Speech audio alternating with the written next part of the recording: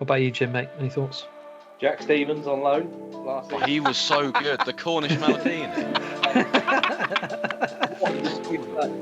Jim goes full left wing.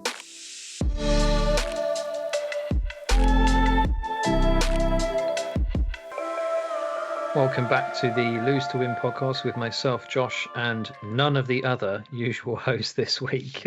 But we have drafted in several people from the community to talk about their beloved AFC Bournemouth. So thanks for coming, lads. We've got Jimmy, Connor, Sam, and Ryan. So Hello. how are you guys doing? Hello. No.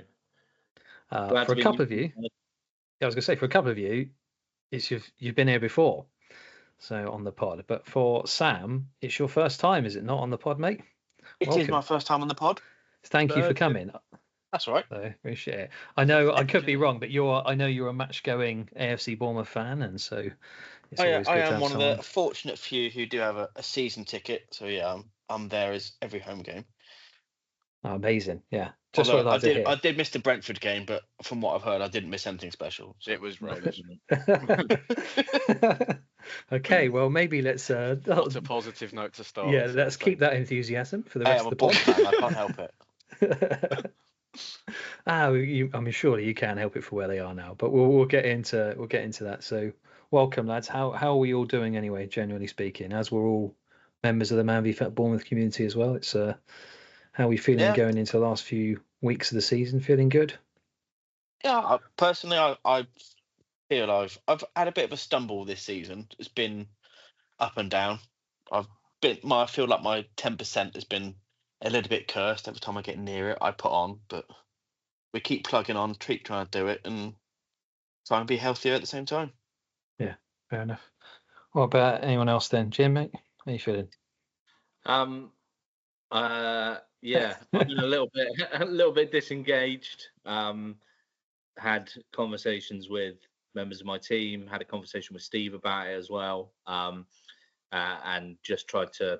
I said that I need to sort of reprioritize my milestones, almost not technical milestones. That's probably the wrong word to use when we're actually talking about Man v Fat, but try and sort of reprioritize the way that I look at the program. And I had a really good conversation with Steve only today, actually, and hopefully from next season I can kick on and yeah. Because I'd thought again about leaving. We won't talk too much about that because we know what happens when I think about leaving. But yeah, you're not getting rid of me just yet. Oh, I'm glad, mate. Good. How about you, Con? Yeah, mate, I'm feeling good, feeling really positive. It's kind of become a fixation for me, with the Blues being top of the league, with Oranges hot on our heels. I've really become dedicated to seeing if I can get to the finish line with the Blues and hopefully lift the shield at the Lose to Win Awards. Yeah. Get that plug in there for you. Don't worry about that. Yeah, don't worry. It was coming late. But yeah, no. So I'm, being in a good position in the league has really helped me maintain that focus and not trail off. Because even if we were sat in like third, even then I feel like I wouldn't have the motivation to then like little things like not having a chocolate bar with my lunch, tiny little things like that. The motivation is definitely still there for me. So no, loving it at the minute. Hoping we can hold out for another, 3 weeks after tomorrow, or was it 4 weeks after tomorrow? Oh, I don't know. You've tested me incorrectly. Oh, I have no idea. I think it's 3 weeks. I think tomorrow's the fourth week, and then after tomorrow, we'll be on 3 more games. We're going to week 11 this week, isn't it? So it's 14 weeks, I think. Oh, God. I really should know that. 4 left, including tonight, tomorrow. Tonight for people listening. Tonight! Friday. Yes. Well, it goes out on the Friday, doesn't it? So yeah, exactly. Yeah. Including tonight. Give me being professional. Well, yeah, well, he does better than the other Someone's two. got Remembering that when we do the pod. How are you doing then, Ryan, mate? How are you feeling? I'm okay. Last week was a bit of a frustrating one. as you know, Yeah. on a Yeah. personal and on like a team level, having like only 3 players, as Jimmy's pointed out a lot. And that was my first week of the season that I put on weight, annoyingly.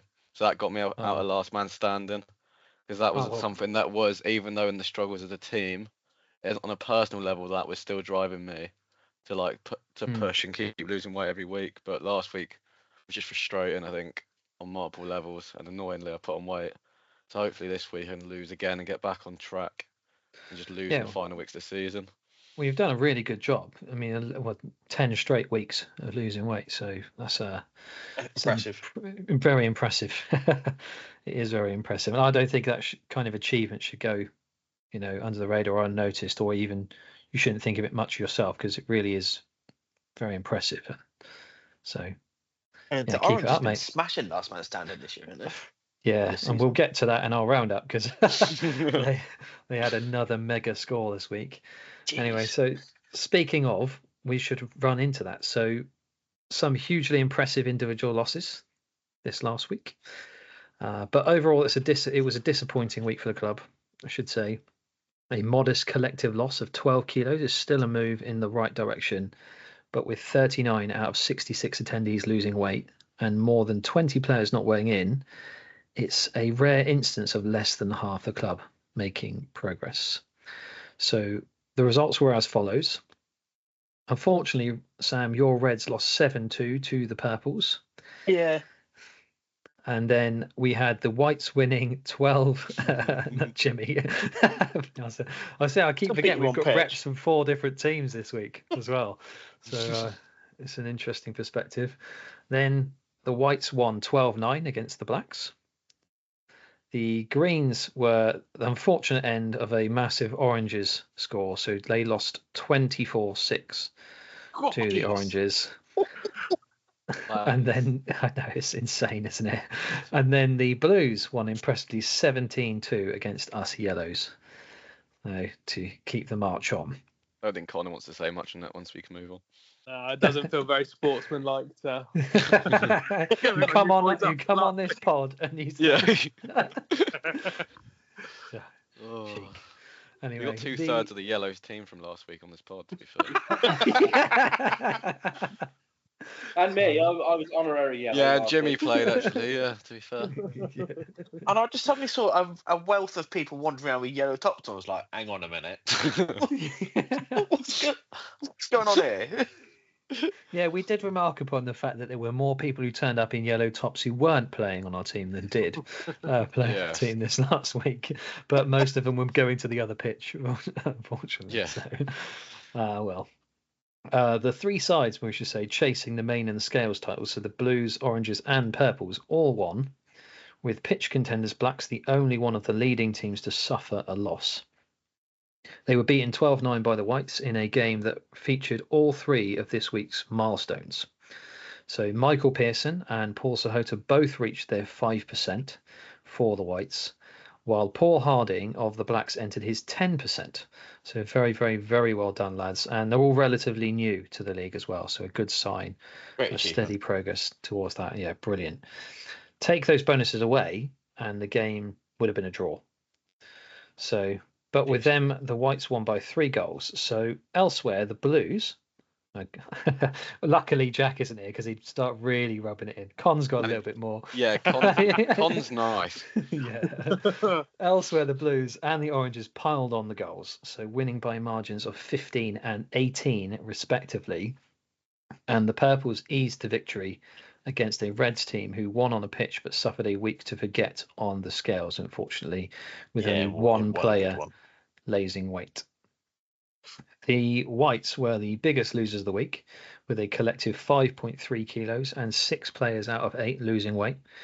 Greens also had 6 out of 8 for a total of 5 kilos, while Blues were 7 out of 9 for 4.5 kilos.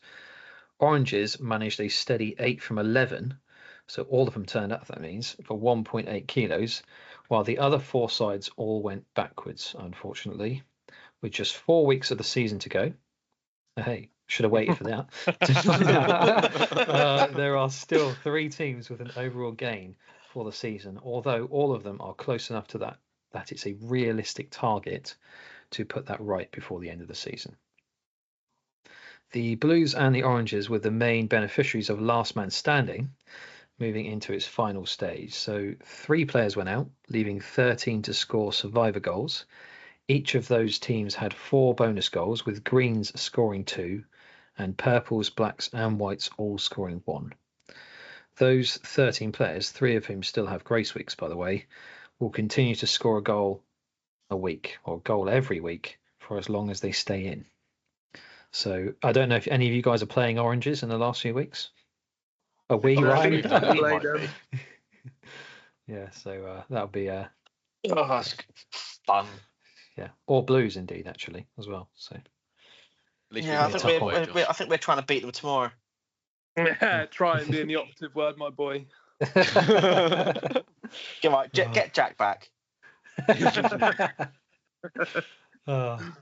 14 hat-trick heroes to celebrate, and Rob Hodge leads the team in a week somehow, losing 3.7 kilos. In his case, that's approximately a full leg. So only one player retains his place from last week's top team, and frankly, it's getting a bit boring to type his name or say his name on this pod.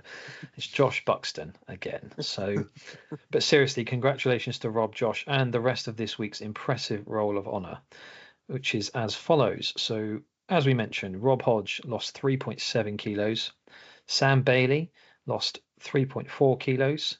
Liam Goodall lost 2.4 kilos. James Scott lost 2 kilos. Josh Buxton lost 1.9 kilos.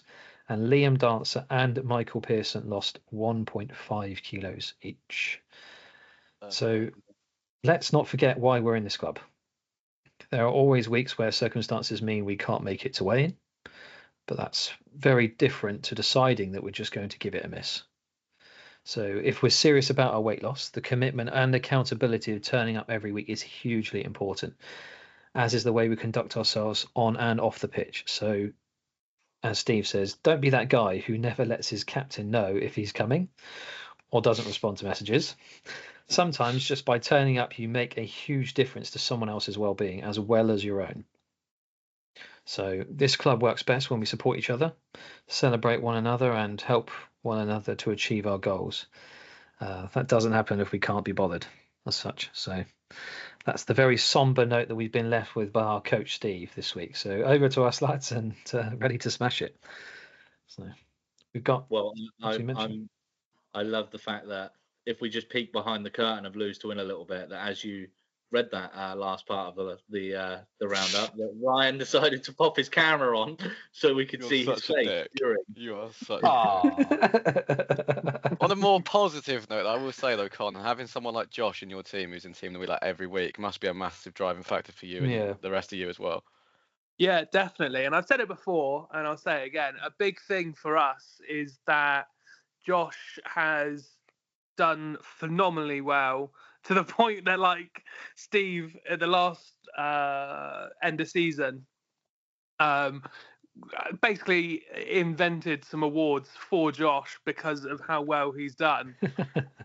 But through all of that, he's not lifted the shield. Like, how can we have such a cheat code like Josh on the team, but yet we've not won the league yet?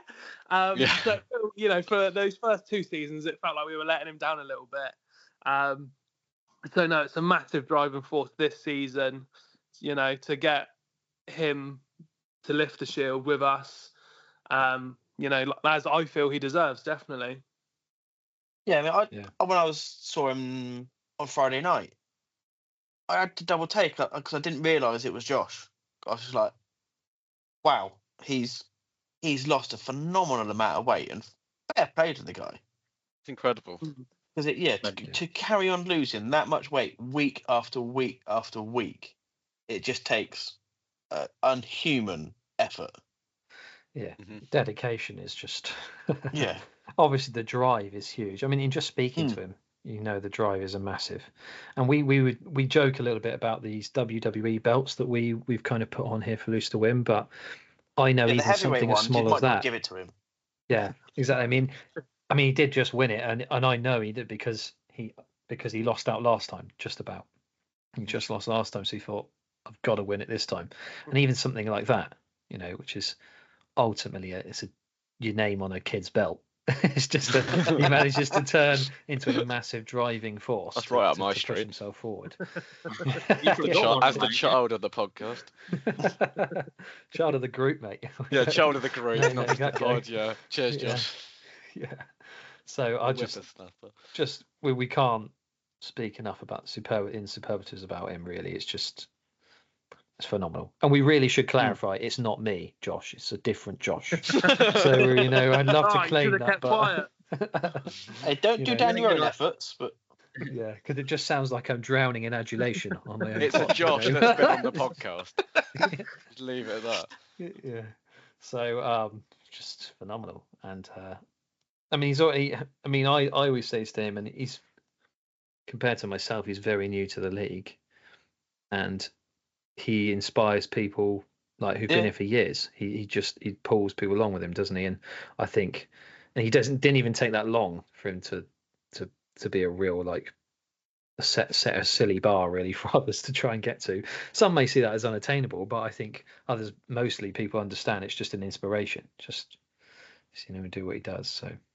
But he's a really, really nice guy as well, which helps. And I was going to say, I've got someone similar in my team who's further on in their journey and hasn't been mentioned on the pod for a little while, actually, for a few weeks. Used to be the one that was mentioned every week, is Matty Waterman. Again, like inspirational story. You see pictures and like that video of him when he was on Wheeler Dealers or whatever he was on. Like he'd be quite confident, and he looks like him now has eaten himself. Like incredible. And again, like brilliant, just fantastic person to boot. And yeah, I'm glad that he got to lift the shield with us last season, and wholeheartedly agree. Aside from the fact that Purples are still in it and could still nab it out of Blues' hands, I'd be pleased to see the Blues win it for Joshy and for you, Con, obviously. Oh, cheers, mate. Not cheers. Love you. Oh, brilliant. Well, there are inspirational stories up and down the country for that, because we've had the amazing losers announcement. I know we mentioned this a couple of weeks ago. We've obviously got two people in there. So Matty Waterman, as you mentioned, is among them. So yeah, just amazing, really. A incredible effort to be able to go up and do that kind of thing. I think it's pretty good going. And Tom Marks will be able to play a whole 90 minutes in goal, hopefully, for him. He's got his GoPro at the ready. Yeah, he better be using it as well. I want to see that footage. It'd be amazing. The GoPro absolutely incredible. Yeah. Although I'm pretty confident although he won't mind me saying this, I know because I've spoken to him, but I don't think he wants to continue being in goal as of next season. So we'll see. I don't know about you, Jim. If you're on the same path, I think you've mentioned this to me already. So yeah, maybe I'm. Oh, sorry, I'm just giving it away. You have to tell me to Sam. cut this if not. No, it's fine. I have said to Steve that as of next season, I would like to not be considered as a goalkeeper, but would be happy to play in goal for a team that. But he said there are enough goalkeepers that I don't need to necessarily be considered the goalkeeper of a team. But I'm still more than happy to play in there when needed. No, we better open up the applications for the goalkeepers union then, Roy. Yeah, exactly. We should create a podcast. Goalies. That name's taken though, unfortunately. Oh well. So, lads, we're here to talk about AFC Bournemouth. Let's be frank. That's what we all love. For my part, I'm going to pretend I'm not a fan for this and ask you a bunch of questions. Some of which I know the answer to, some of which I have to admit I completely forgot. But we shall see how good you are. Just as a warm up to see what your knowledge of the club is. I was just going to say, feel free to just answer this at will. And then if you're all struggling, I'll give you some options, and then we go from there. So just a few questions for a laugh. No, I think we can just say them. I don't think it's that kind of quiz, if that makes sense. It's nothing serious. And then we can just talk about where they are. So Anyway, Every so quiz is serious, Josh. well, it is for me. That's why I make them on this podcast. Anyway, so very first question. Should know this really. In what year was AFC Bournemouth originally founded? As 1899. 1899. Indeed, 1899. Easy warm up. There you go. Which player holds the record for most appearances for AFC Bournemouth? Over 7. Fletcher. Yeah. In fact, we might see him down there tonight. Yeah, if we'll we're probably playing. see him. Yeah. Which, over 700 games played across 2 spells at club, which is. I saw him driving along his car once, and I shouted at him. He looked very worried. Yeah. Well, so away when you shout at us, to be fair. It is great seeing him down there, though, like at Little Down, just playing along. I don't know the group of lads he plays with, obviously, but I don't know if they're related to the club in any way, but they might just be friends of his, or he just knows them. But it's quite cool just to see him just chilling. You used to do similar down Little Down as well, with like a random group. Oh, really?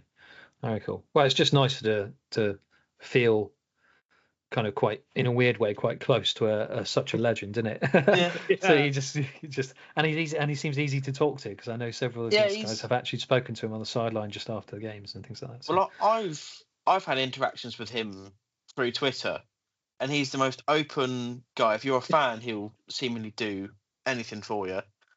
I had a friend who got married, and he was his favourite player when he was a kid, and he sent him a message. And then during COVID, one of my friends had his 30th, and he recorded a little video message for him as well. Oh, lovely. So he's just an out-and-out legend, really. Yeah. Sam, I had similar for my birthday when it was lockdown. He sent me a video message. Yeah, he's just. I don't think when it comes to fans, I don't think there's anything he won't do, obviously within reason. But Yeah. Do you want to test those limits, do you? Let's find out. No, I've seen the muscles on him. I'm all right. So then, AFC Bournemouth achieved their highest ever Premier League points tally last season. Okay, 23-24. 46. Under Iriola. 46, yeah.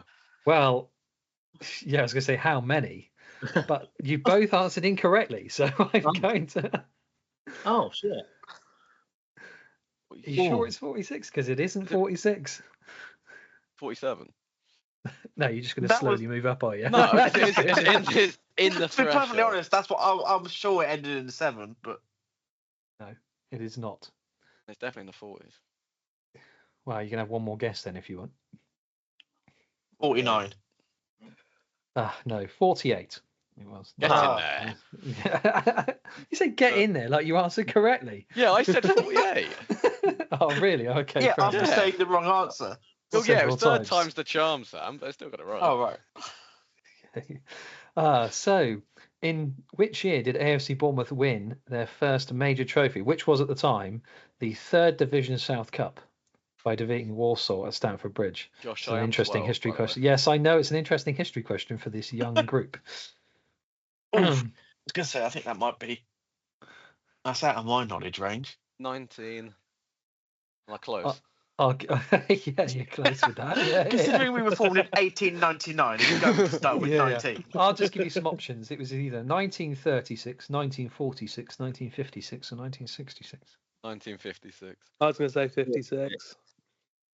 I was going to It go was- 46. Well, it was 1946. No. Hey. Yeah. Ask your dad, right? He might have known that. But He was born. He was about 33 when we won that. So, in the 2002-03 season, Bournemouth reached the Division 3 playoff final at the Millennium Stadium. Which club did they defeat 5-2 to secure promotion to Division 2? I With wasn't James born, I Hayter, should know. mentioned on the pod before, scoring a hat-trick in extra time. Oh, Barnet. Huddersfield. Neither of those. Oh, my mate goes on about us all the time because he was there, and I can't remember. I can Can I never phone remember a who it friend was. and call my dad up? Isn't he in the other room? He's Might as well downstairs. He's downstairs. just- I Oh. thought it was Huddersfield. Oh, I'll give you Can some we bear in options. mind I wasn't born? Oh yeah, I mean, fair enough. I mean, I wasn't that old at the time.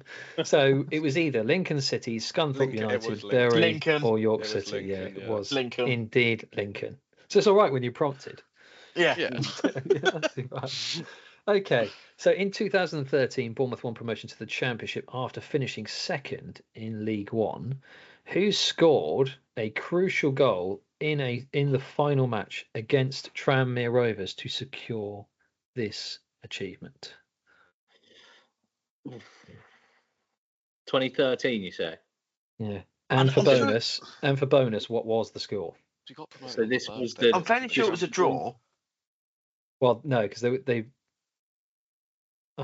We were basically up on my Yeah. birthday. I'll just say Yeah. it wasn't a draw. It was a winning goal. Harry Brett Arter. Pittman.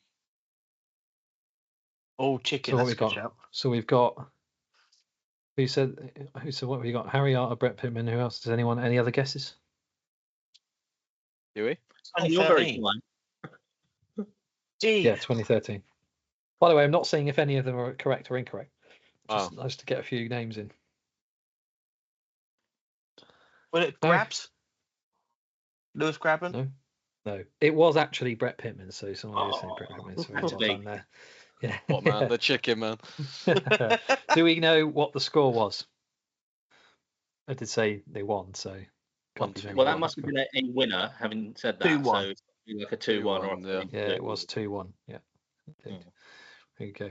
So, another striker question. Which prolific striker signed in 2014 Alan scored Wilson. 20 goals? Yeah, right, fair enough. You know, just 20 goals in the 2014. Right, yeah, give the right, rest 20 of us a goals. In the, chance. so you're young. See, you seem you're old enough for that one. 2014, 2015 championship season. So He is Scored unreal 20. as well. I didn't even need options for that one. There you go. So during the 21-22 championship promotion campaign under Scott Parker, Ugh. Bournemouth went on an extraordinary unbeaten run, but how many consecutive league matches did they go without defeat from the start of the season? And it set a club record. 14. 16.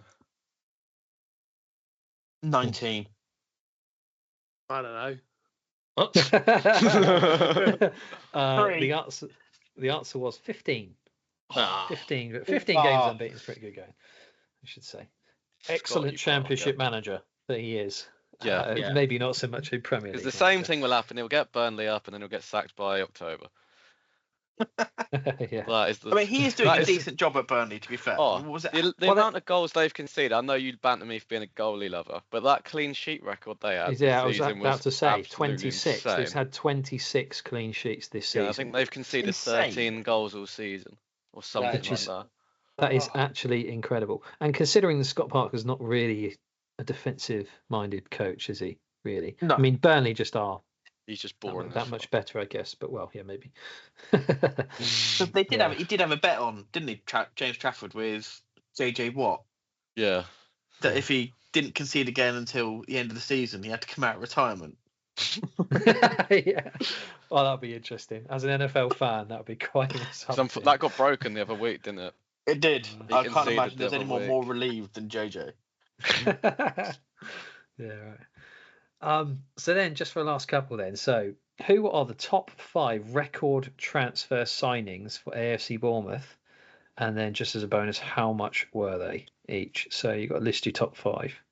Doesn't have to be specific order per se, but we can order it if you want. So Evan Nilsson's going to be the most expensive, isn't he?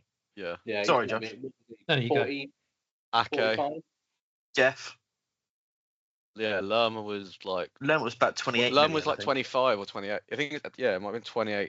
Are we doing in euros or? I've got it in £1 million. I think it was 24 million pounds for Lerma. Something like that. Yeah, then I say Ake was Was Ake 20? It was at Wow. least 20. I know it was in the mid. I think it was in the early to mid 20s. Yeah. I got a bit of an out there one. I think was 20. Benicophobe. Oh, he was spenny. Yeah. Yeah, he was a lot for what we got. Oh fuck me, yeah. He was He- actually okay at points. But, At points, yeah. and then he had a bit Yeah. of a controversy with Adal, and then it went to shit. Nielsen probably was what 45, something like that in the summer. What was Yeah, that? he's back. He's in the 20s. I think he's mid to high 20s. Yeah. Jordan So he Ibe was- was 15. I love Jordan Ibe. Oh man. So Yeah, and then he drove into a cafe. and now plays for Hungerford. He's smashing it. Irony. Anyway, He was my favourite player at a point as well, which Dad won't let me live down. Which is tragic. So I think we've nailed down Evan Nilsson. Yeah. You said Lerma, Jeff Yeah. Lerma. Yeah. Nailed down. Yeah. Ake's in there. Yeah. Zaba. Yeah. He's not in there. Isn't he? So I've got Evan Nilsson, Lerma, Ake. They're in the top 5, and there's 2 more. Out there. No, Nick. What about Little Cook? Nope, he's not in Alex this. Scott? Nope. No, he was quite cheap, I think. Yeah. Tyler Alfred? Adams. Oh, Tyler Adams is a good show. He's not in there either. Oh. Yeah, I think Howsam. I don't think Howsam was over 20. He was 8. Yeah, he was dirt cheap for what Yeah, he was he's turned well into. cheap. Josh, can we know if any of them are current still at the club? So the two of the 2 remaining players, one of them is not, one of them is. One of them is. Solanke? Solanke is one of them. Yeah. So there's one So that's who's the still one at that the club. is? Yeah, there is one currently at the club. Sinistero? I have to admit, I'm gonna check this list, but in the background afterwards because it does seem a little bit. How But, much was, no, Kirkes was cheap, wasn't wasn't he? Kirkes was cheap, yeah. Senesi? Semenyo's. No, it wasn't Semenyo or Senesi. So Semenyo was cheap. Unal. Fiverr. Was not Unal. Was it Fiverr? not? So this is where I'm going to double check on this. Only other thing I can think you would be up there in that kind of price range would be Justin. And I don't think he No. was that much. So I will say, you did briefly mention him. Kirkes then. It was indeed Kirkes. Yeah. So Evan Nilsson was £40.2 million. Worth So every about pound. 45 million euros, I think it was. Jeff Lerma was second, £25 million, or reported around that range. Then Solanke, third, 19 million. Then, Ake's third. He was 20 million, or around the same kind of money, basically, as Solanke was 19.9 something million. And then Kirkes was fifth. £15.5 million, and a lot of whom, actually, from what I can tell, were around 15 million, but he was the most of them, most expensive. At least that's who I have. So could be incorrect, but we'll see. But I'm pretty confident from the You list can I've tell got. Jimmy's currently Googling it. Yeah, you can Google and tell me if I'm wrong. Please do. Well, yeah, So, but the club are famously good at keeping transfer fees undisclosed. Undisclosed, yeah. You always see it. Oh, they've signed him. How much for? Nah, we're not telling you that. Yeah, I know. Yeah. It's like, is that a good thing or a bad thing? I'm not really sure. Yeah. We've signed Taylor Ranty for how much? He was Ranty was so good. Them 2 goals against Birmingham. Oh, Well, it's worth some it. of them 2 tap-ins. Oh, man. So, last question then, before we just chat in general. So, can you name the current squad players from these kit numbers? I'm sure you'll all be able to get these. Please be a Is it all right? Please be a keeper. Right. Number 16. Easy one, surely. Tavernier. Marcus Yes, Tavernier, Tav. indeed, yeah. Number 37. Max Aarons. It is indeed Max Aarons. Good. Number 17. Easy enough. Sinistero. Sinistero. What a player. Sinistero. Go on, Jimmy. Sorry, I'll give someone else a chance. How about number 42? 42. Ben Winterburn. Travers. Oh yeah, Travers. It is indeed Mark Travers, a keeper. Oh, right. You didn't get the I got goalkeeper the fucking keeper. Oh. That's tragic. Look, he got moved to number 1 at one point. No, he's always been 42. Swear he was 1 for a bit. No, he's always been 42. Well, Travers technically isn't currently playing for us, so it doesn't count. Same as Aaron. Well, yeah, I mean, I will say, That's a stitch technically, up, Josh. yeah, but they Am I really a have been goalkeeper? registered on those numbers this season at one point, so I think that's fair enough to count. That's heartbreaking. Yeah. Yeah, take And that then- off, Ryan. The last one then, 26. Easy. 26. Come on, Roy, I haven't got one Who yet. now? I've got 5. You did. I've got 3 of them. It is indeed Unal. And it's Unal.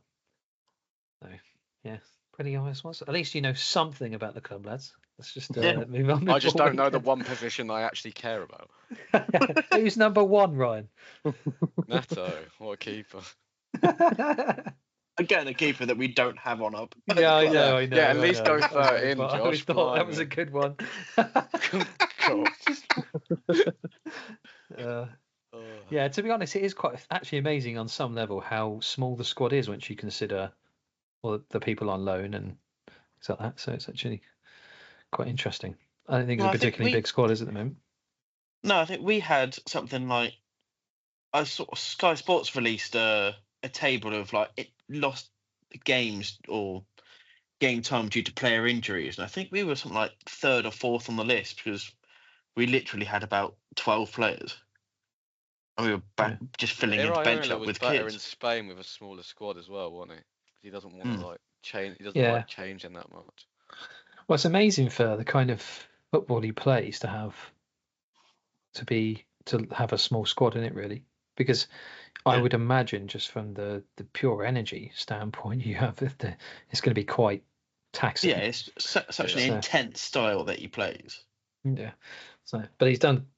I mean, obviously there have been some injuries, but done remarkably well to date to keep the form going, even despite that. So, well, on some level. So, lads, we've covered some quiz questions. We'll see what some of the community lads have to say about your performance in those. I'm going to get absolutely murdered for not knowing that Mark Travers. That is terrible. But onto the club and where they are now then. So, and this is a weird question, yeah, but like on some level, what is it like being a Bournemouth fan? You know, what is it to you? Because historically a small club, let's be fair, you know. I think we still are a small club, I'd say we realistically. still are, yeah. Is that kind of the mentality you take with it, kind of the plucky underdog that everyone tends to like and want to keep that as long as possible? Or is it more of a I think more we've certainly challenging used than it ever? to our advantage. A lot of people don't like us. I was going to say, most of the time it feels like plucky underdog that no one likes. Everyone wants us to fail and get relegated and plummet out of existence. I don't know if that's true. I mean, it's hard to know. I mean, in our group, obviously, around Man v Bournemouth, it's hard to really know that because quite a few people like Bournemouth because they live in the area and various other things. But I don't get. Maybe you guys know better than me, but I don't get the feeling that people dislike Bournemouth so much. I think it's just more because they're becoming successful, a little bit more successful. You tend to just have that little bit more of a disliking towards them. I don't know. Is that fair to say? I know you shouldn't take a lot from it, but if you look at Twitter for about 2 minutes, then you get a fair look at absolute helmets. I think if you look through Crystal Palace fans, any sport, whichever team or person is doing well is seeming. Obviously, they're always going to have a target on their back because people will go, right, well, that's the people we want to take down. It's in NFL, it was always the New England Patriots. Yeah. Everybody just wanted to take them down. In F1, it was always Schumacher and Ferrari, and then Lewis Hamilton and Mercedes. And in football, it's the same. It's as soon as you start doing well, teams or other fans almost think, well, we want to knock them down a peg or two. It's like, well, yeah, it's we're not doing it intentionally. Well, we aren't doing it intentionally, but you know, it's the game. You're there to win a game, and if we're doing it more than you, that's not really our problem. No. I think not to bring this on too much, but that's what makes me laugh about being a Man United fan is because people still hate you even when you're not doing well. And nowadays, because they've been so successful for 30 your fan years. base is so annoying. Yeah, I don't disagree, but to some degree. But I mean, speaking of Man United fans, I know there's one Man United fan in Man vs Fat who does not like Bournemouth. Who goes by the name of Bilbo, I believe. I've heard him make his statements very clear about how he feels about Bournemouth. It's an interesting one. But I mean, what do you guys think on reflection of the club as they are now then? Last 5 or 10 years or so, what's your overall feeling of the club? Incredible. I mean, Like, I'm obviously younger than you boys, but like I started watching when we were in League Two. I think at the promotion seasons when I started going properly. So Dad doesn't like the fact that I've basically had a really nice incline as a Bournemouth fan. But even still, like getting to the Premier League was something that we didn't imagine. And then now the fact we're in the conversation for Europe, when people like Sky Sports, they pull up contenders for Europe and like places for this, you see our name and it's like, we shouldn't be there. When Sky Sports shut a table after a Monday night football or whatever, we're usually in the bottom half. Whereas now we're in the contention Europe chat, we're in the quarterfinal of an FA Cup, and some people are even fancying us against Man City. Like, it just shows how much. And since the turnover, to be fair, since we've had that takeover from Foley, he's had such a quick development from where we were. Because he got us when Parker was running his mouth, and then we had Gary O'Neill. Then we just stayed up there until like now, getting Ireland 2.5 years later. We're in the European debate. It's mental. I mean, Yeah. going on to sort of going on off Ryan's point with Bill Foley, when he took over the club, there was a lot of people, and quite a few of my very good friends have said, "Why you don't want an American running?" A football club, because he outly said, "I don't know anything about football, but what I am going to do is surround myself with people who know a hell of a lot about football," and he's done that, and there's a lot of people he's surrounded himself with, and who've sort of gone, why the hell have they gone to Bournemouth? Yeah. Like Thiago Pinto. Like Richard Hughes beforehand as well, did such a good job. And then we were worried when he was leaving, weren't we? Like, oh, what's going to happen now? And then we get Pinto in and he's doing as well, if not better. I mean, I work with a few Liverpool fans, and they just at the start they said, "Can you have Richard Hughes back? Because we don't want him." Because I think they looked at a few of our players and went, "Yeah, you signed okay players, but they're not." And I think he's at Liverpool. He signed one or two players, one of which is Chiesa, who's been injured all season. Yeah, fair enough. Yeah. So overall positive outlook on the club. Obviously, immensely positive, I would imagine, from a fan perspective. Just, I find myself almost have to hold myself back when people say about being Bournemouth fan, just because you don't want to feel like, just an excited kid who's there going, yeah. And you sort of have to go, yeah, no, it's really nice. It's really good. It's nice to see it. It's like, when really you're exploding inside. Yeah. Amazing. Gotta love it. So, is Europe realistic? Yes. This season? Yeah. Okay, I realise there's bias here, but honestly, I think realistic. We've fallen off last month or so. However, I was at uni today and my mate said to me, I haven't looked at the table for a while. I went to look at it today and assumed Bournemouth were just like 5th or 6th. I looked down and they're 10th. But I said to him, like, if you look at the table, we're still like 3-4 points off 6th. Yeah, one win that we got 3 places. So, and obviously, I think Foley made it clear at the start, halfway through the season when we're doing really well, that Europe was an ambition for next season. His ambition this season was finishing 9th. So top half is still an unbelievable season, but I still think we can get Conference League. We've got a nice couple of games coming up, so still very much in the camp of yes for Europe. Yeah, I was going to say if not, what was considered a good season? But you've obviously kind of outlined. What do you guys think, Con, Jim, in particular? Have you guys got a thought? What's a good season? I don't know. Con? Yeah, man, what is a good season? So, obviously, finishing top half is always going to be nice. Europe, ultimately. But for me, what would be a good season is getting to Wembley, mate. Yeah, that'd be unbelievable. Beat City and get to the quarters, is it? Semis. And the F1 tour to Wembley. Semis. Yeah, man. You'll have semis then, won't you? That's the thing. Exactly. Semi. Just to get Dean Court to Wembley, I think, would be the most amazing thing that could happen. And it sounds sad. Like, realistically, okay, yes, we're all sat here like, yeah, definitely Bournemouth's going to get to Europe. But I feel Wembley maybe it's just because it's closer, that it feels more achievable. I don't know. But yeah, for me, getting to Wembley would be a good thing for this season. Well, Yeah. get the luck of Man City at home. So, Yeah. Well, I've said this to a lot of people. You'd rather play Man City at home than at the Etihad or at Wembley. Yeah, Yeah, definitely. I think the other thing people are getting. I think obviously we've beaten Man City at home once this season already. However, that was when they were in the middle of this massive slump, and Yeah. I think them now, with a few additions that they made in January, are a different beast. And I Yeah, they've still don't got a think we howler should- in them though. Like, I watched a Forest game a couple of weeks ago against them, and I don't think Forest were particularly good that game, but City were extremely poor.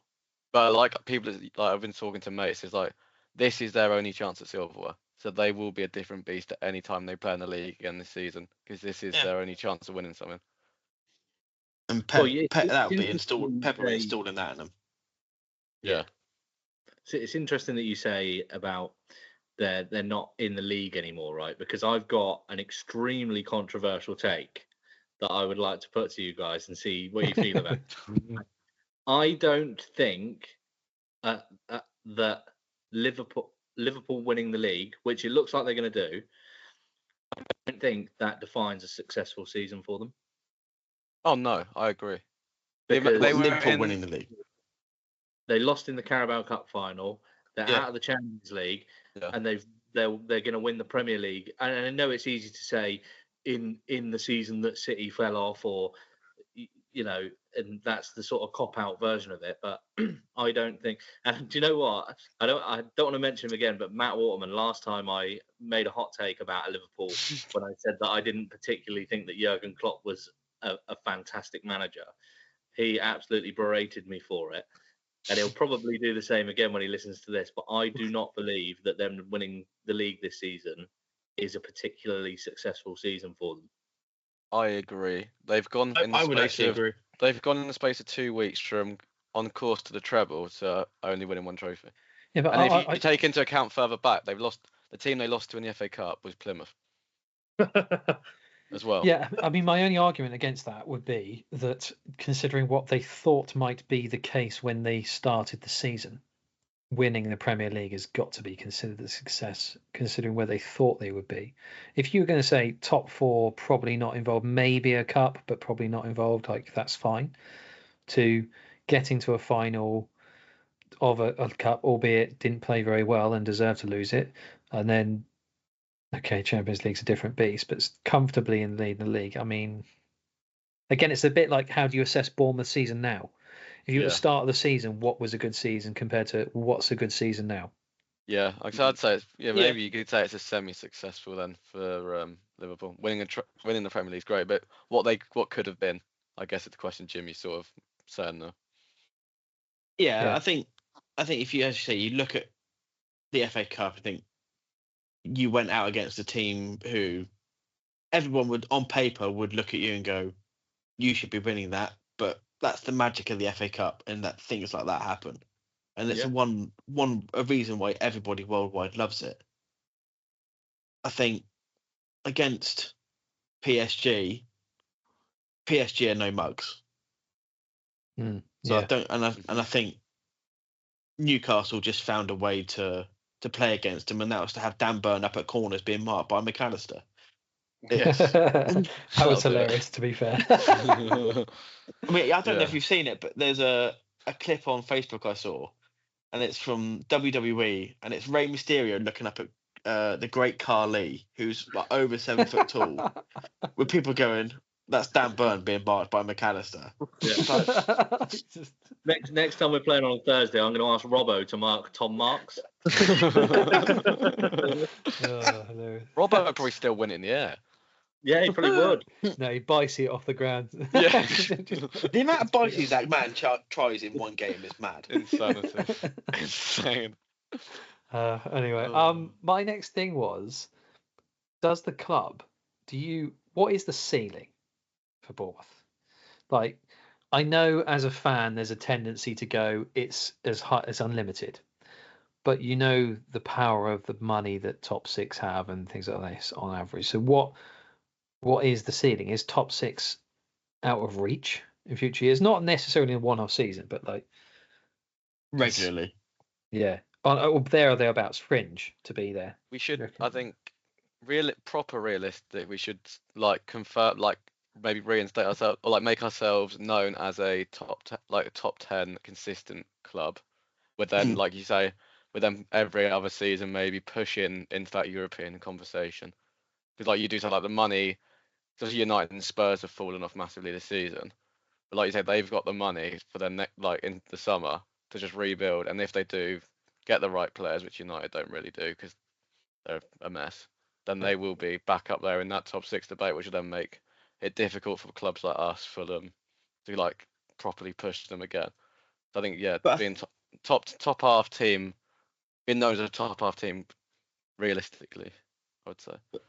flip side of that though is you look at Newcastle, who are the richest club in the league due to their owners, but yet they still had massive PSR problems at the start of the season, and they had to go on a big fire sale. Yeah. So it's proof that you can't just do what teams have done in the past and just buy spend massive, buy all these star players, win titles, because it's going to come back and bite you somewhere else. Unless you're City. Well, yeah, who just find their way out of 100 and odd charges. But Well, just on that as a tangent, I was hearing the rumor that they're going to get away with it. Basically, yeah, there's a lot of rumors about them because I Yeah. think they're quite close to revealing what it's going to be, and I think there's quite a lot of kind of one of these like semi-confident source rumors that they're going to be found not guilty. So, but then they're guilty already in the eyes of most people, aren't they? So yeah. And I think if they knew they were innocent of all the charges, they wouldn't have kicked up half the stink that they have done.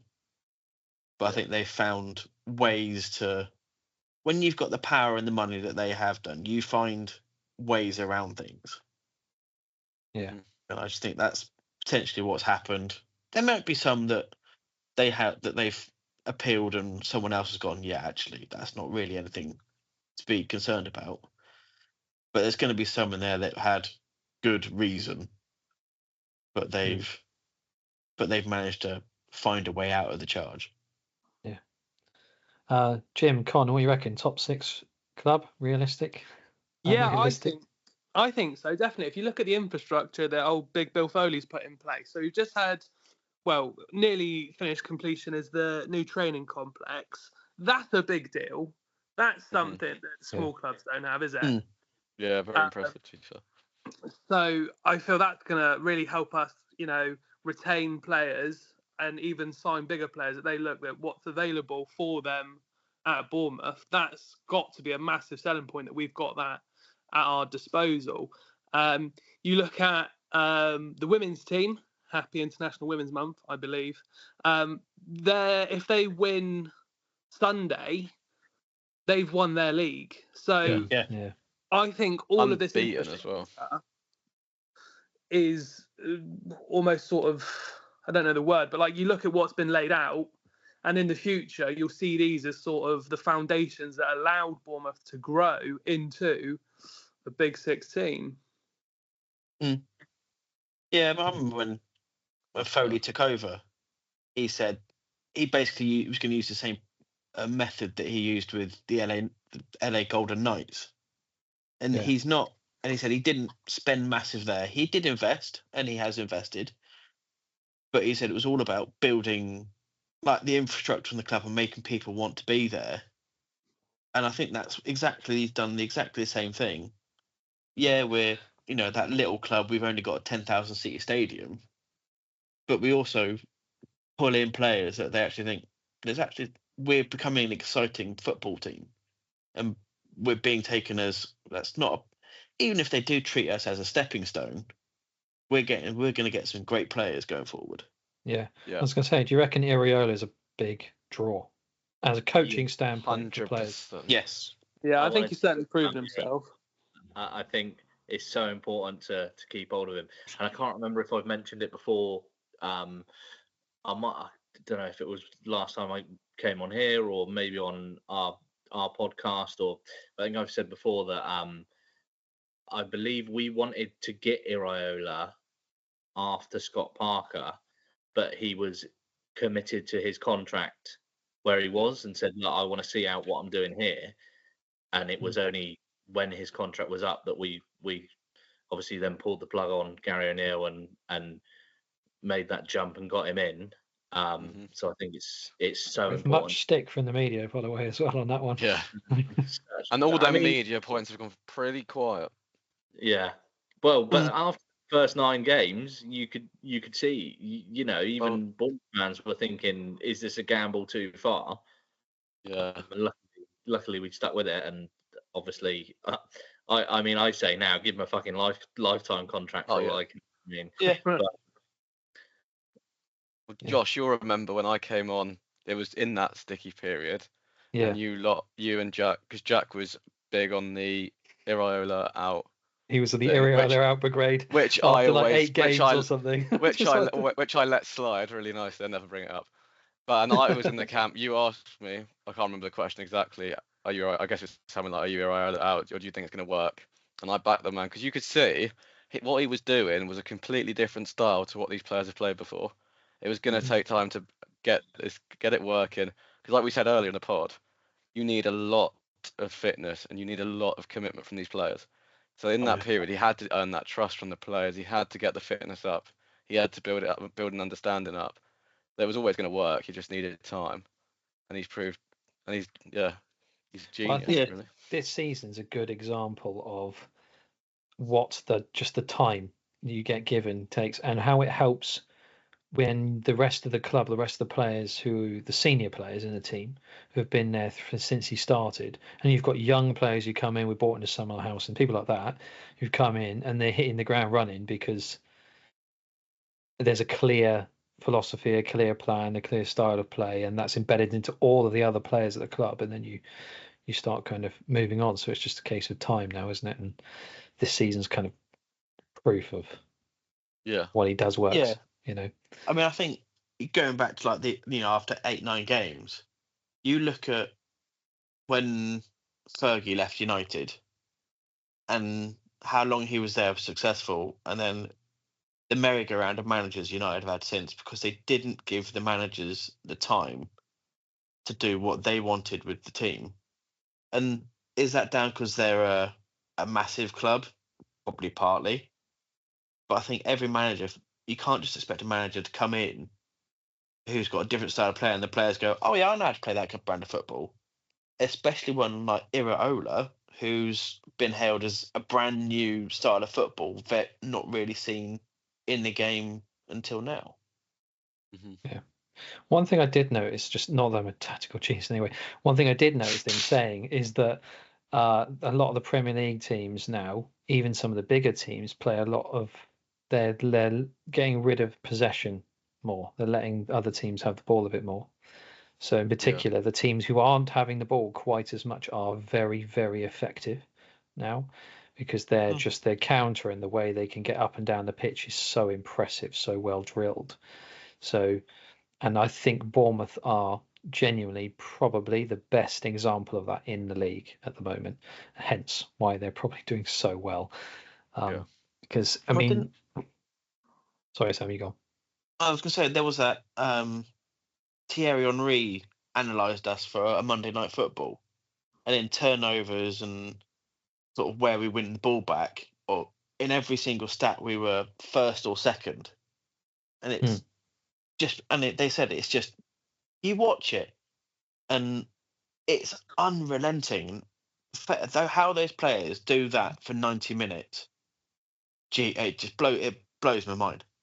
Yeah. Who do you think's the best player this season? Who do you reckon has had the best season? Clive for me. On this, because I've got another opinion on this. We'll get to you in a minute, Jim. Let's. Come on, Con, mate. What do you think? I don't know. I think I've said to Jim before that our entire defence this season, apart from maybe Hill, has been unreal. Like, because I was thinking about getting. That's a job.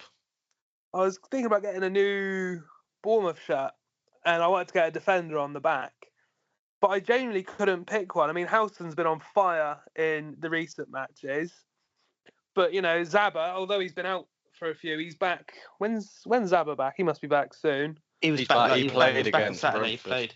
played. Sick. So exactly that.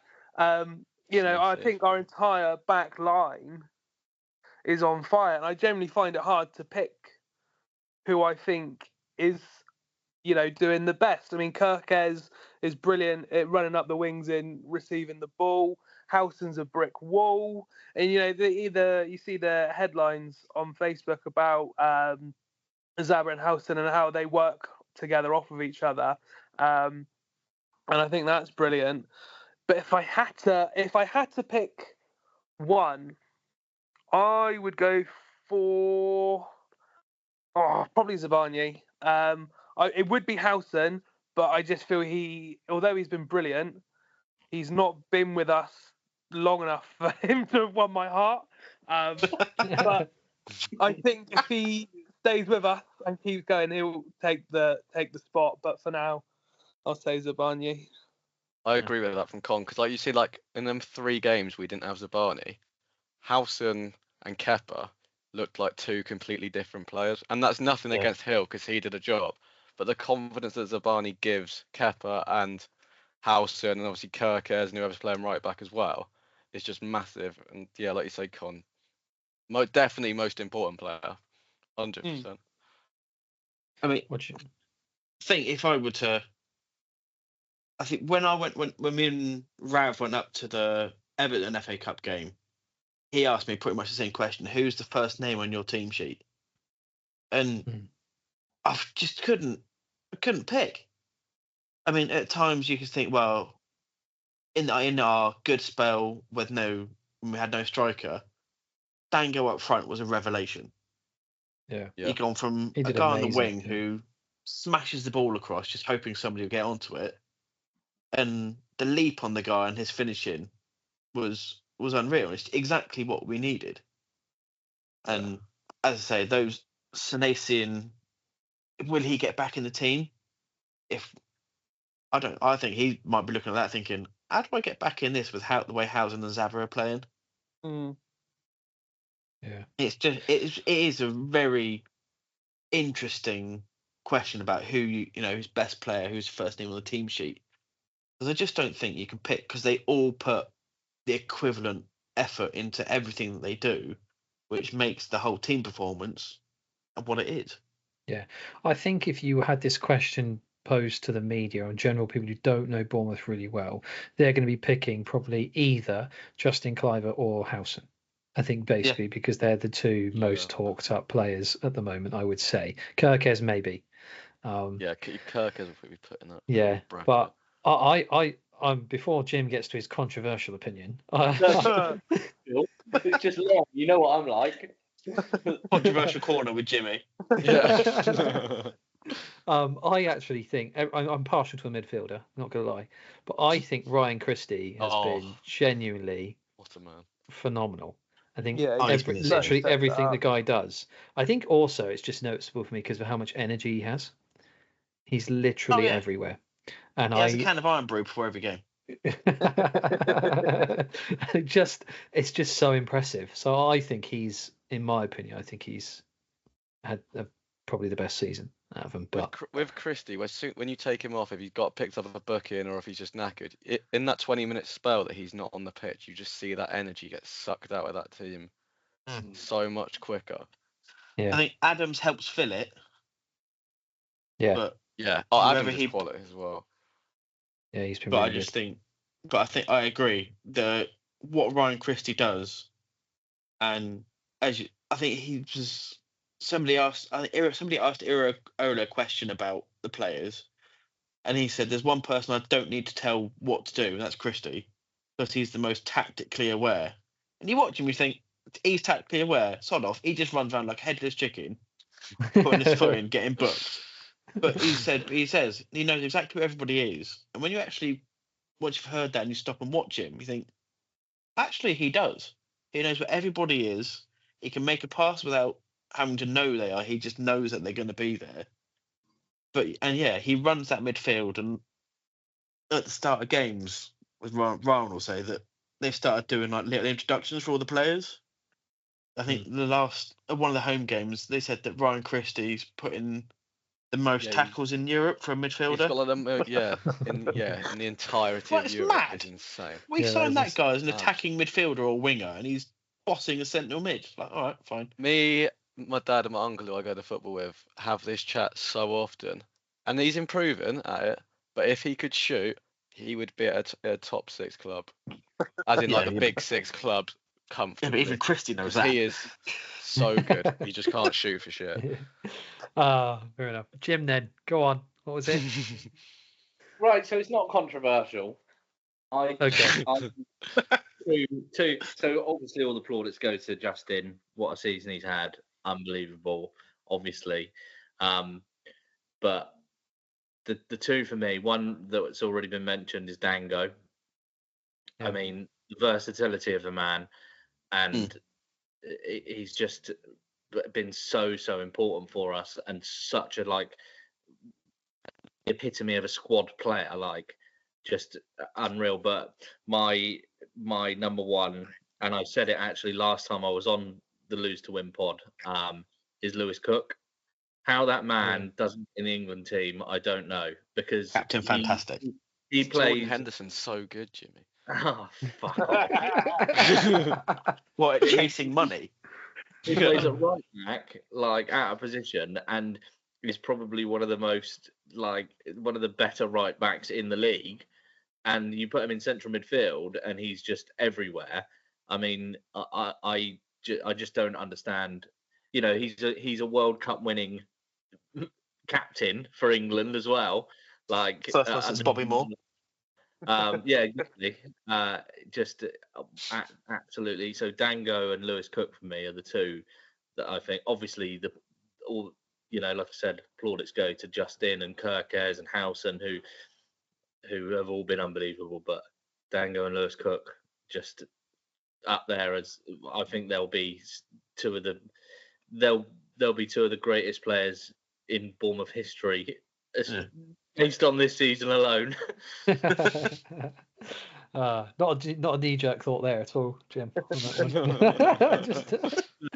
Django might be a bit knee-jerk, I'll say. But yeah, but Lewis Cook, no, I get that completely. Okay, Iraola then. Do you reckon he's staying? And when I mean staying, I mean, is he still there in 4 or 5 years' time? No. As much as I'd love him to be, I don't think he will be.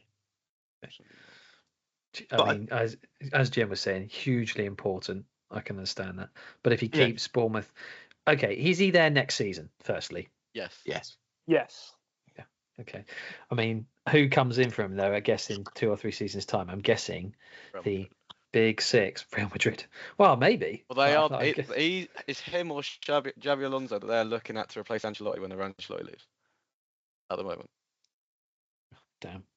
Yeah, that exactly. Doesn't sound good. It's scary. Yeah, and it's so if Real Madrid comes calling, it's like same with Howson. Do they want to do a swap? Imagine Iraola. I know I love and hate this at the same time, but imagine Iraola managing Mbappe and Bellingham and Trent because he'll be there next season, and various He other. might be able to help Trent defend. Well, yeah. I don't think anyone's going to be able to do that, mate. Lewis Cook's a better right back than he is, defending wise, at least in particular. Jordan Hater. Oh, now is that a controversial corner? Jordan Hater is going to love that. Okay, defensively, he's definitely better. Anyway, that's that one. In terms of the players signed, I mean, who do you think? Okay, realistically, who's leaving this summer? Kirkes. Off the squad, if you read the yeah, news. okay. Okay. Maybe the better question is, who do you think will be able to keep hold of who you would otherwise leave? Zabani. I think Zaba would stay. I think Howson would stay. Will stay, I believe. I think it's hugely dependent on whether we get Europe or not. Yeah. Okay. Any form of European football. In a hypothetical, we don't get Europe. Kirkes is Gonski. Yeah, so Howson's got a 50 million release clause. Yeah. So, but if you ask him, he knows nothing about it. Yeah. He just goes on loads of podcasts and says he's honest about Madrid. Yeah, exactly. But so would you assume that he's gone if we don't Yeah. get Europe 50 I've million? heard rumours that that Kepa's gone. That Kepa's not signing. Okay, Well, so that's we're now Aaron chasing Ramsdale next Kelleher, season aren't then. we? But yeah, because I saw the other day that we're leading the race for Kelleher, which would be very good. I'm not even joking here, by the way. I know people tease, but I actually genuinely think Aaron Ramsdale will be like the bargain to get. I'd love Aaron Ramsdale. Because they I'd love get gonna be relegated. They're going to get Yeah. relegated. Like, so You've got to be It's- looking at either Ramsdale or Kelleher for me. Yeah. Kelleher. If Kepa doesn't stay. I think Kelleher's a better goalkeeper than Kepa. Oh yeah, agreed. okay, fair enough. You think Goalkeeper's Kirkers is chat. gone then? You reckon? So Kirkers will be gone. You think anyway, regardless Definitely, of Europe or not. 100%. Yeah. What do you reckon? Yeah. What do you reckon he goes for? 50. I'd 40, say 50. I'd hope between somewhere between 40 and 50, but it Yeah. depends on if we get beaten down or not. Yeah, fair enough. I mean, I'd hope for 150, but Yeah. I'd also to wake up and be 20 stone lighter. But I hope it If kills you woke you. up 20 stone lighter, mate, you wouldn't be existing. Let's be honest. Con, you got any thoughts? You reckon? I reckon there's a chance that like people like Justin Clive will go. Yeah. Possibly. I mean, for the longest time, I thought Semenyo was going to go, but he's, dare I say, fallen off a little bit recently. So I think he'll stay. Clivert's a fair shout, but he's just had a kid. I don't think he's been moving about, is he? I think he might stay for another one.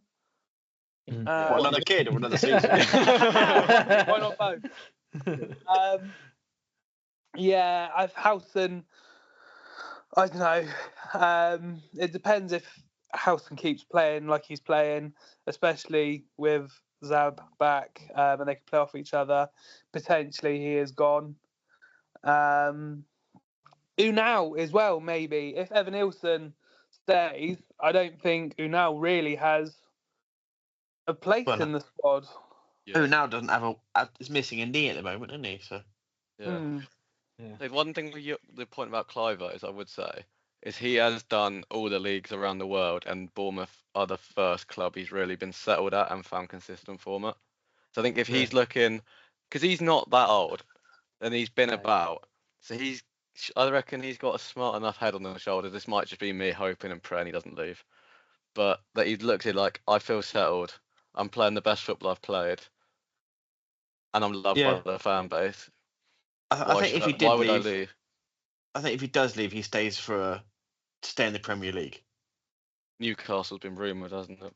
Eddie's a fan. Every Bournemouth player gets rumoured to Newcastle. Yeah, Eddie loves every one of our players. I should have asked that question at the top. How many Bournemouth players have gone to Newcastle? Yeah. Or how many Bournemouth and Newcastle? How many players have featured for both teams? Anyway. Okay, fair enough. I think I didn't realise about the Kepa thing. I've got an inside source. So that brings me on to my next question: is where would the club need to strengthen in the summer? Where in your mind is like they need to strengthen?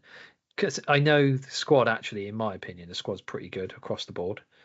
But is there any particular positions you think they need extra bodies?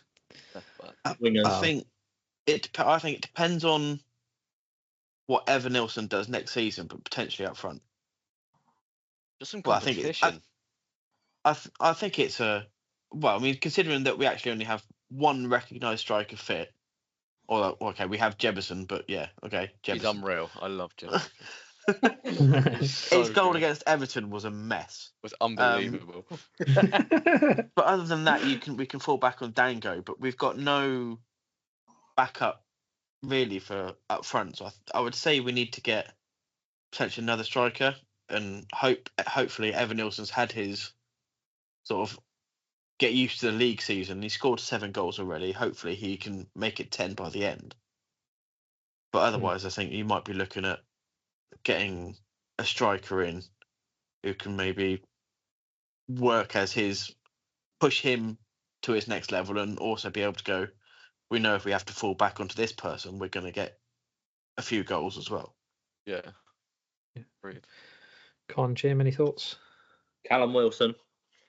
Yeah, bring him back. Bring him back.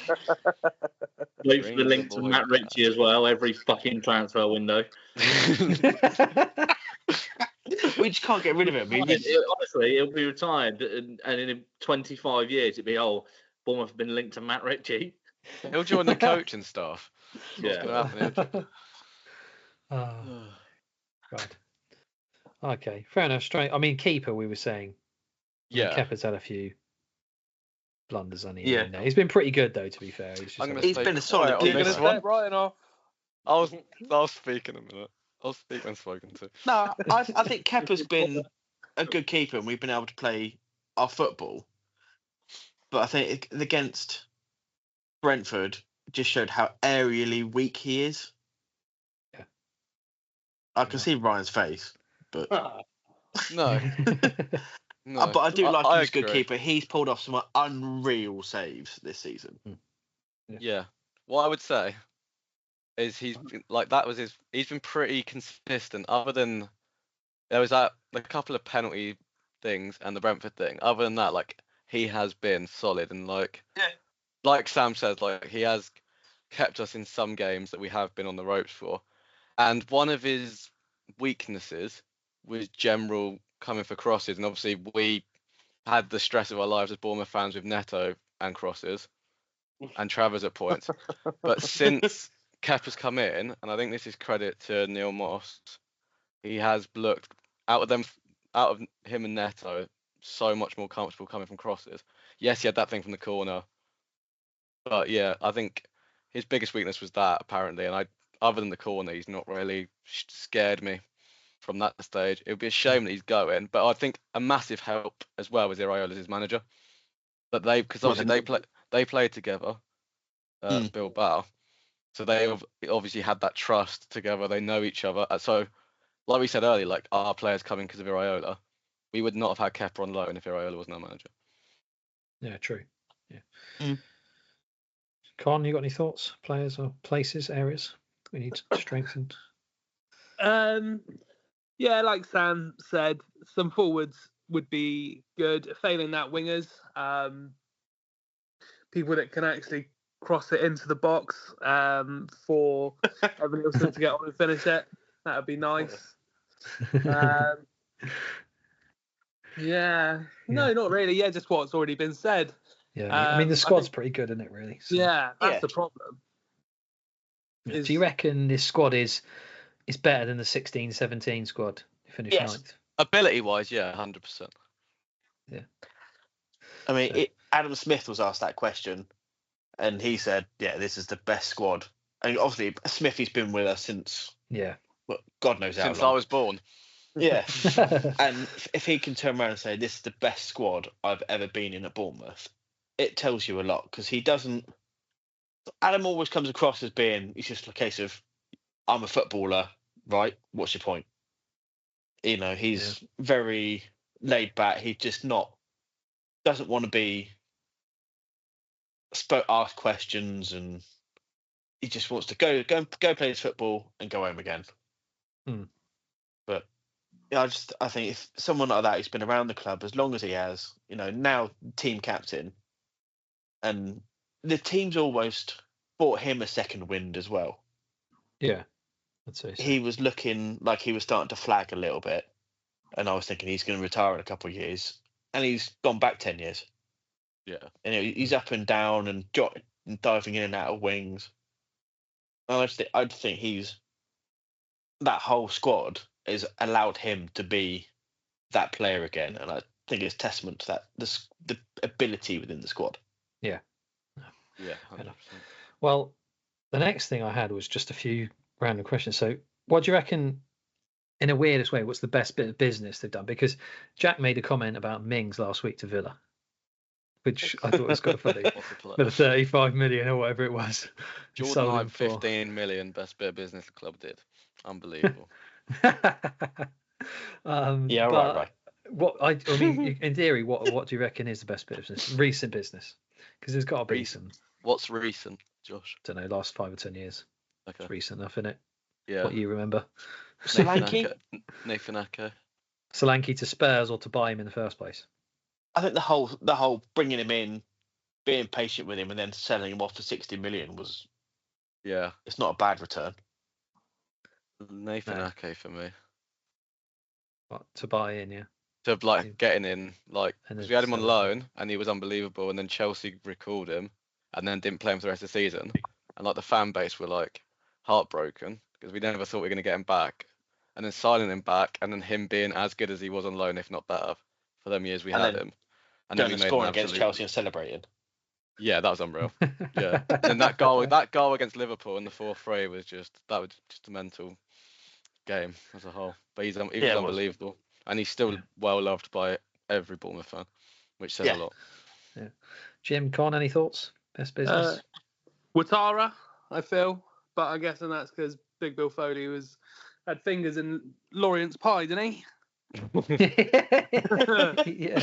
yeah, probably. But I mean, Is there a bit of innuendo or euphemism in that? No, that's not a bad shout. I don't know, how much should you get him for? I actually don't know. I thought it was fairly cheap though. Yeah, it was cheap. Yeah, It was. Might have been 10 at a max. Yeah, I'll have to check that at some point. What about you, Jim, mate? Any thoughts? Jack Stevens on loan last season. He was so good. The Cornish Maldini. Jim goes full left wing. Yeah, mate. Have you seen Jim on left wing? Jack Stevens on loan, Todd Cantwell on loan. Mate, never fall in love with a loan player, and I always fall in love. Cantwell, what a boy! Who's my one? I mean, I don't even think Cantwell was that fucking good for us, but same with Harry Wilson. I like Carter Vickers. I'm a killer for a loan. CCV. CCV, I had a signed shirt from him as well. CCV. That's probably why I like him, to be fair. Yeah. But in seriousness, in terms of business wise, Nathan Ake, 100%. Quality. Best player to ever wear a Bournemouth shirt, I think. Yeah. Ooh. That's a statement. There's some players in to be this fair, current not squad, exactly. if they play a little bit longer and play like this, they could overtake that. But Jimmy, I'm with you with that one. If I'm not going to put Jordan Ibe in the mix, for fairness, because he is too good. Well, I mean, Jordan Ibe shouldn't be in the mix, but okay. Wow, not my style. I love Jordan Ibe, man. When I was, because obviously I am a child. Well, I was a child. I don't know what to say. But when he was playing for us, I was young, and I will admit, and you lot will enjoy this, I had a Jordan Ibe fan page when he was at the club on Instagram. Nice. And that went down like an absolute lead balloon. And I don't know if Dad's the person currently walking up the stairs, but he ridicules me every time. Every time. Yeah, and it is Dad who's out there ridiculing me now currently. Get him on. I was going to say, as your dad is an older supporter, who would he say is the best player in the Bournemouth shirt? Dad, do you want to talk? No? Okay. Who's the best Bournemouth player to wear the shirt in your opinion? Oh, he's going to pick someone from the Fucking 60s hurry up. that I've never heard of. Who? His mate says Jordan Ibe. Dad said Ian Bishop. Oh, right, okay. He also said Jordan Ibe if you want to go more recent. No, he didn't. Nathan Ake.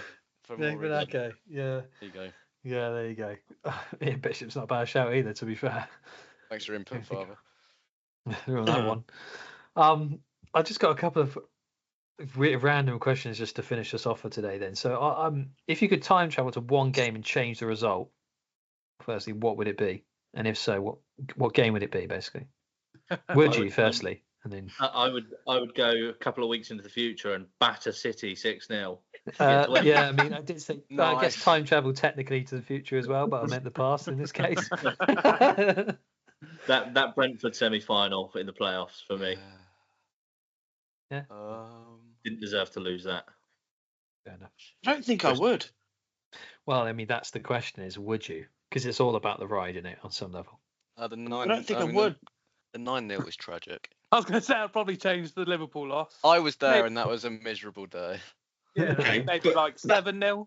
I don't know, but 9. You think 1-0. that 9-0? That 9. If we hadn't had that 9-0, we would have never sacked Scott Parker. Yeah, true. Butterfly effect. Yeah. Exactly. If you go back and change something, it's going to change something else. And would we now be where we are if we change something? Yeah. It's like, I've seen some rough games. I went to Brentford for a JPT game and we got smashed 5-0 when Bradders and Fletcher were in charge. I had a great dime because I was just giving their keeper stick all game. even though he didn't concede, but I still look back at it as one of the best games we went to. Well, that leads me on to my penultimate question: is what's the best game you've seen live for the club, in your opinion? Been there in person, each of you. Liverpool 4-3. Oh, nice one, good one. Luton 4-3. Yeah, nice. I would say it's close between those two and then beating City. Yeah. Oh, yeah. Nice one, yeah. What about you, Con? I'm not sure if you've been to many live games. Have you managed to? I don't know. That's a bit of an unfair question. Went to the Forest game that secured us promotion to the. That was tasty. Yeah, would have to be that one, wouldn't it? Honourable mention as well to one that I went to with UConn. Probably my favourite away day ever was Coventry in that championship winning season a couple of years ago. That was good.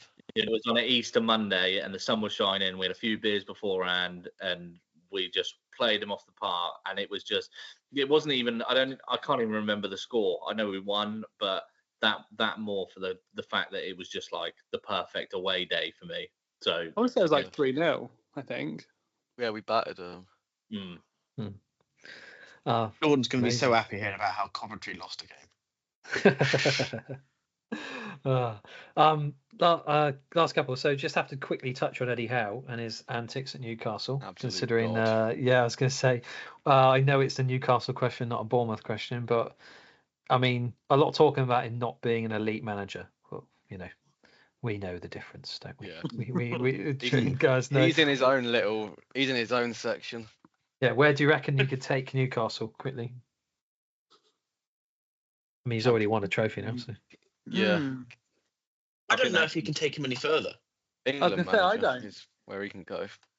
That's his next step, I think. But is that because of Eddie Howe? Is that because of just their limitations, PSR? I think that's club. I think it's club limitations. Maybe making them a consistent Champions League club or European football, I'd say. But yeah, somewhere on that sort of. They're not going to win the league, are they? Yeah, imagine them getting rid of him and getting someone like Jose Mourinho because he's a winner, and Eddie Howe is. I mean, it's just ridiculous, isn't it? So I just feel like I had to throw that part in the pod because. Well, if we fast forward a few years' time when Eddie Howe's England manager and he's lifting a World Cup trophy, God, us Bournemouth fans have seen him from the start to then lifting that World Cup trophy. With Dom Solanke as his captain scoring the winning goal. With Lewis Cook finally making it into the England team at 36. And me still banging on about him. And Ryan still can't have a pint legally. Ryan's still going on about goalkeepers. Yeah. Anyway, last question, lads, and then we'll leave it here for today. Where are Bournemouth going to finish this season? Quick one. Jim? 6th. Oh, I was going to say 6th. I'm not going to say 6th. I'm going to say 5th now. Fucking. Oh, God. Sam? I was going to say 6th as well, to be honest. I'll stick with 6th. Yeah, okay. 6th for me. Well. Oh, you're all fucking copycats. 6th, but an FA Cup win. Okay. Well, I'm not going to try and be pessimistic, but I reckon it'd be 7th or 8th. I'll take it though. Yeah. Well, there you go. I mean, that's Conference League, isn't it? That'll probably go down the Conference League, so that's not too bad. Win the Conference League, mate. You want to win the Conference League. We'll win the Conference League. We're going to win the FA Cup, then the Conference League. Yeah, mad. And then we prove to West Ham that the Conference League is a decent trophy. Oh, you take it. Oh, come on. Conference League, you definitely take it when you European trophy. Fucking. Yeah. Anyway, lads, thank you so much for coming on. We've just unfortunately ran out of a little bit of time because of us lads going to football. So I really, really appreciate you coming along. A little bit more last minute than I hoped, and I'm glad you guys get to sit here and chat about AFC Bournemouth for a bit. Thank you, mate. Thank you for having me, Josh. Yeah, I loved it. So I'm really thrilled you come on. And Sam, thanks for coming on first time. I know the others have been on for a while, but we'll get you back in the future for a bit more of a Man v Fat centric discussion. Yep. So That'd be good as well. So thanks very much, lads. Thanks to everyone who's listening. There's one other thing I forgot to mention quickly that I need to. A reminder that for the Bournemouth lads, that our end of season celebration as such, our awards night is on Saturday 12th of April. Tickets are still available as such to, if you're interested in coming, obviously +1s and that as well. You can bring your partners. And the main thing is raffle tickets. We've got some really phenomenal prizes thanks to the generosity of the group and many other companies they work for. So thank you very much for that. But as we say, raffle tickets are £1 and hope you can get in there and win some prizes. But all of the profits will be going to Dorset Mind, more importantly. So we really hope you can support us in that. I think we raised not far off £1,000 last time. Wow. So for Dorset Mind. So let's see if we can beat that this time. So thanks again, lads, for coming on, and thanks everyone for listening, and we'll catch you very soon. In a bit. Bye. Bye.